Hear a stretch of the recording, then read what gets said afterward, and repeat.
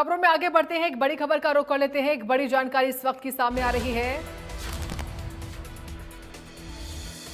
बड़ी खबर दिल्ली से इस वक्त की, जहां पर भूपेंद्र हुड्डा और सुरजेवाला से राव नरेंद्र ने खास मुलाकात की है। मुलाकात के बाद नवनियुक्त प्रदेश अध्यक्ष राव नरेंद्र सिंह और एकजुट होकर पार्टी की नीतियों को आगे बढ़ाएंगे, ये उनकी ओर से कहा गया कि मुझे किसी से परहेज नहीं है, सभी से मुलाकात करूंगा, ये उन्होंने कहा है। बड़ा बयान दिया, कहा कि सबको साथ लेकर चलेंगे और यही वजह की मुलाकातें वो कर भी रहे हैं।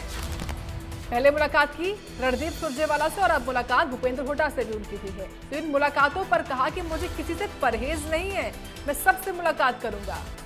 तो मुलाकात के बाद नए नवेले प्रदेश अध्यक्ष की ओर से ये बयान दिया गया है।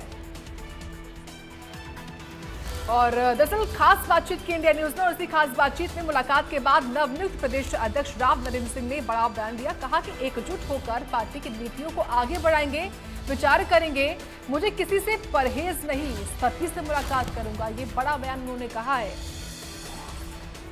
तो कैप्टन अजय यादव की नाराजगी पर राव नरेंद्र सिंह ने क्या कहा, वो भी आपको सुनाते हैं।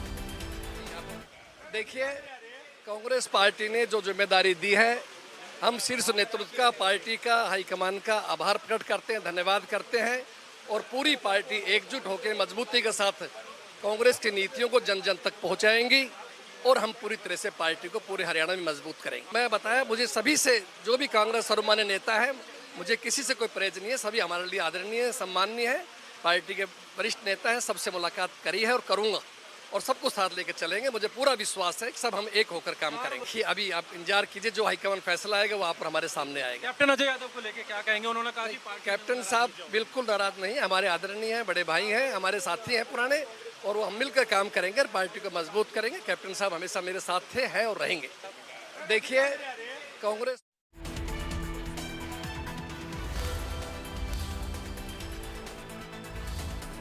तो अजय यादव नाराज नहीं है, हमारे बड़े नेता हैं, अजय यादव को लेकर, साथ लेकर मिलकर काम करेंगे, ये कहा गया है राव नरेंद्र सिंह की ओर से।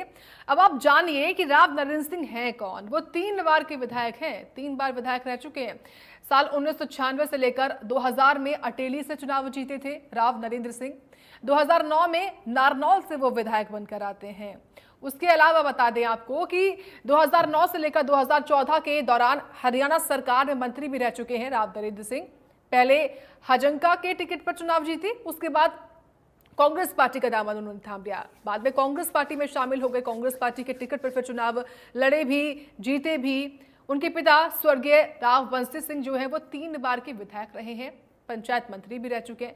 अब ये भी जानिए कि ओबीसी वोट बैंक पर कैसे कांग्रेस पार्टी ने नजर रखी है प्रदेश अध्यक्ष राव नरेंद्र सिंह को बनाने के बाद। ओबीसी वोट बैंक पर निशाना है, ये पूरी कोशिश है साधने की ओबीसी वोट बैंक को कांग्रेस की ओर से। बीते विधानसभा चुनाव में बीजेपी की तरफ से ओबीसी वोटरों का रुझान था। बीजेपी ने ओबीसी नायब सैनिक को चुनाव का चेहरा बनाया था। वही कोशिश कांग्रेस अब कर रही है। कांग्रेस राव नरेंद्र के जरिए वापसी की तैयारी में है।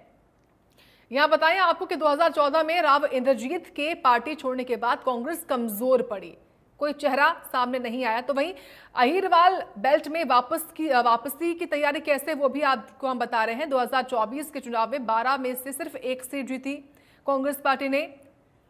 53 साल बाद अहिरवाल बेल्ट को कमान दी गई है राव नरेंद्र के तौर पर।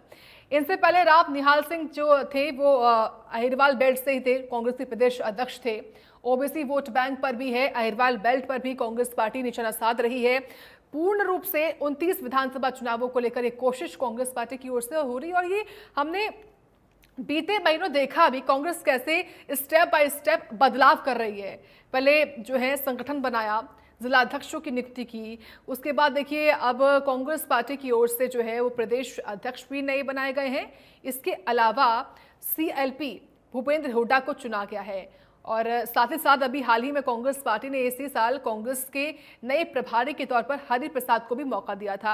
यानी तमाम बदलाव कांग्रेस पार्टी कर रही है और ये सब कुछ आगामी विधानसभा चुनावों को लेकर है, क्योंकि कांग्रेस पार्टी को मालूम है कि उनको इस बार सत्ता पे काबिज होना है। हालांकि उम्मीद कांग्रेस ने पिछले साल विधानसभा चुनाव में भी जताई थी, लेकिन कांग्रेस पार्टी को शिकस्त का सामना करना पड़ा। केवल 37 विधायकों के साथ 37 सीटों के साथ संतोष करना पड़ा। लेकिन अब कांग्रेस पार्टी लगातार जो सवाल कांग्रेस से पूछे जा रहे थे कि कांग्रेस कब अपना संगठन तैयार करेगी, कब प्रदेश अध्यक्ष नया बनाएगी, कब सीएलपी का चुनाव करेगी, वो सब कुछ कांग्रेस पार्टी की ओर से हो रहा है।